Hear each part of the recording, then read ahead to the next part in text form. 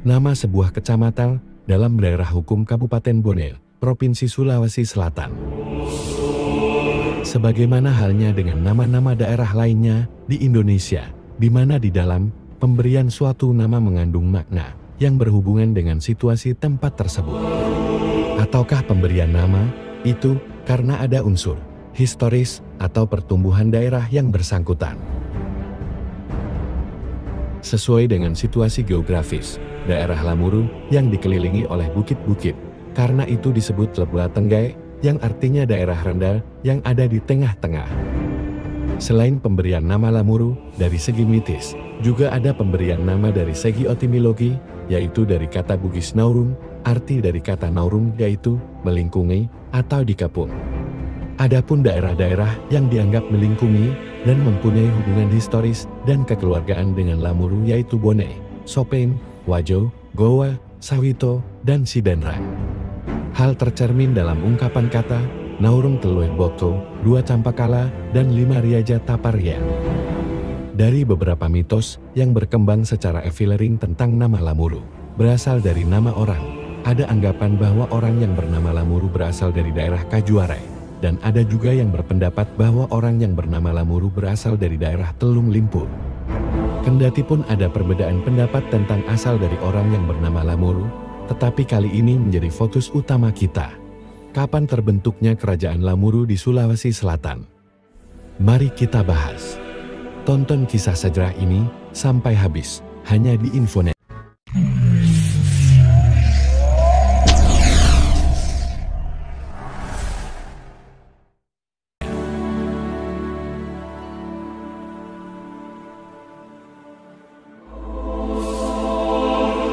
Kapan terbentuknya kerajaan Lamuru sebagai suatu kesatuan hukum mungkin agak sulit untuk ditentukan secara pasti, mengingat bahwa hingga kini belum ditemukan suatu data otentik yang menjelaskan kapan berdirinya kerajaan Lamuru.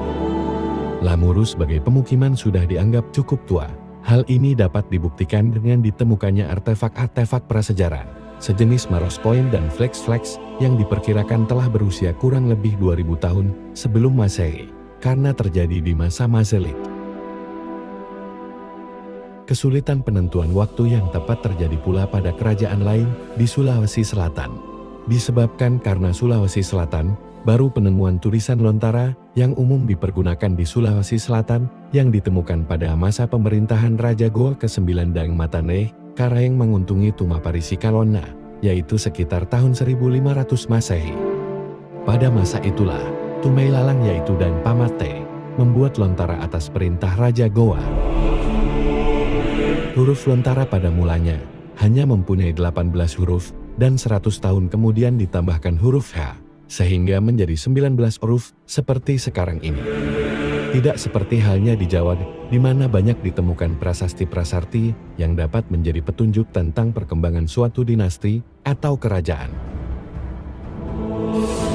Untuk mencari penentuan waktu suatu fase pemerintahan di Sulawesi Selatan seperti halnya di Goa, maka perhitungan dimulai pada masa pemerintahan Raja Goa 10, Laman Riwagau, Daeng Bonto Karaeng Lakiung Tuni Palangga Ulawang, yang tercatat dalam buku Lontara memerintah tahun 1547 sampai dengan tahun 1565 yaitu dalam abad ke-16.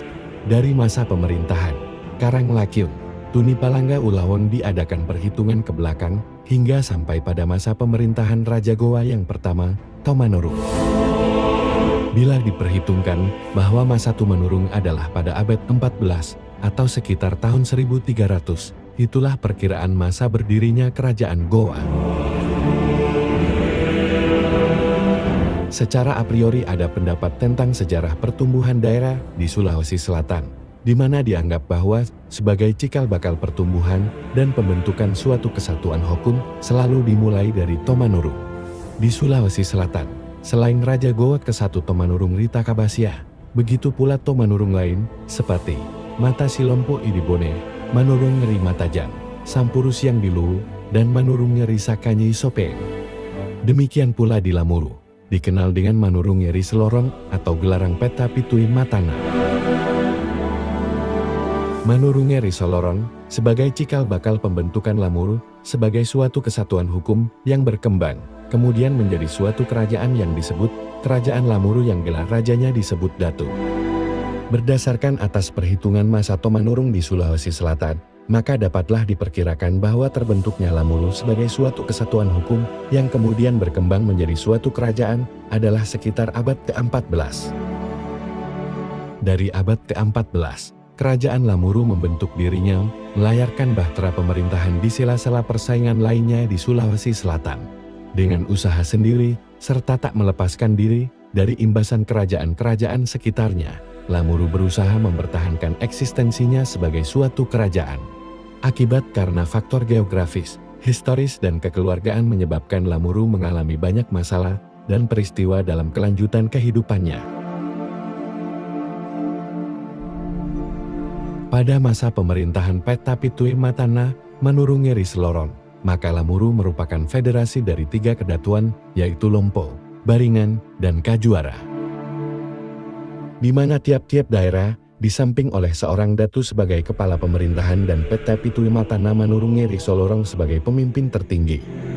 Sebagai suatu kerajaan yang merdeka dan berdaulat, maka di samping mempunyai struktur pemerintahan tersendiri, juga Lamuru mempunyai panji-panji tersendiri sebagai simbol dari kerajaan Lamuru yang disebut Sabir Ragai, berbentuk bendera dengan warna kuning dan di tengahnya terdapat gambar naga merah. Hingga abad ke-15 dan permulaan abad ke-16, Lamuru merupakan suatu kerajaan yang aman serta berdiri sendiri. Tetapi pada pertengahan abad ke-16 ketidakstabilan telah mulai melanda dan memasuki Lamuru. Terletak yang strategis antara Bone, Sopeng, Wajo dan daerah kekuasaan Goa serta pertalian keluarga raja-raja Lamuru dengan kerajaan sekitarnya, menyebabkan Lamuru mudah terseret dalam setiap pertalian keluarga-keluarga Lamuru dengan kerajaan sekitarnya, menyebabkan Lamuru mudah terseret dalam setiap pertikaian yang timbul di antara kerajaan-kerajaan lain di Sulawesi Selatan. Perluasan pengaruh kerajaan Goa ke-10, Manriwagau dan Bontu, Karaeng Lakyung Tuni Palangga Ulaweng, yang memerintah dari tahun 1547 sampai tahun 1565, selain menaklukkan daerah-daerah lain, Lamuru juga tidak luput dari penguasaan Goa. Karena sistem penguasaan kerajaan Goa, terdapat daerah takluknya tidak merupakan penguasaan penuh, tetapi hanya lebih menampakkan pengakuan belaka atau persahabatan, maka eksistensinya kerajaan Lamuru tetap berjalan seperti biasa. Dalam usaha perluasan pengaruh kerajaan Goa, maka kerajaan Wajo sering memberikan bantuan secara positif terhadap kerajaan Goa. Hal ini tampak dalam Perang Batupara dan Bulo-Bulo Sinjai.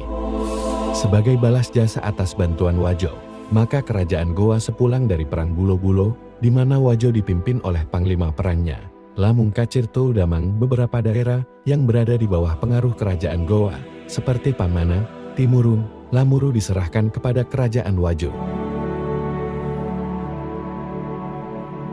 Pada masa pemerintahan Raja Goa ke-11, Latajibarani dan Manrapi, Karangdata, pada tahun 1565 dalam melanjutkan perang melawan kerajaan Bone, di mana kerajaan Goa dengan sekutu-sekutunya kalah.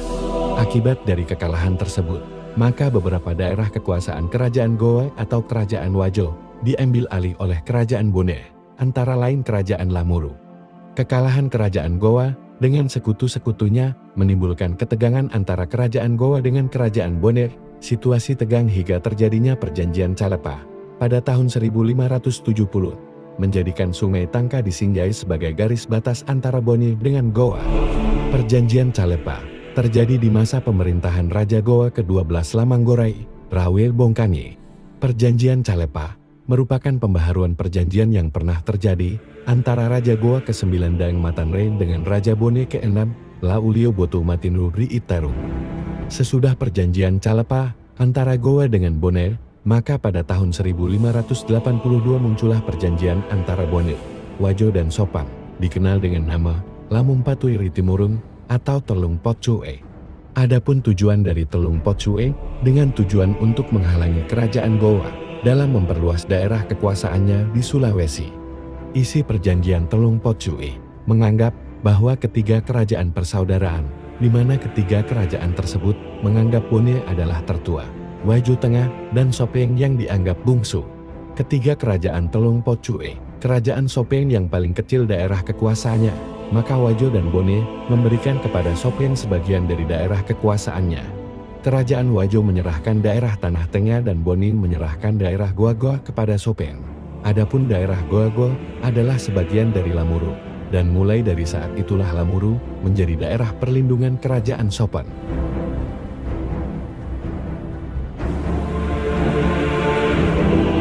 Sekian dulu kisah sejarah kerajaan Lamuru. Nantikan kelanjutannya di video berikutnya, hanya di Infonea. Pengaruh Islam di kerajaan Lamuru.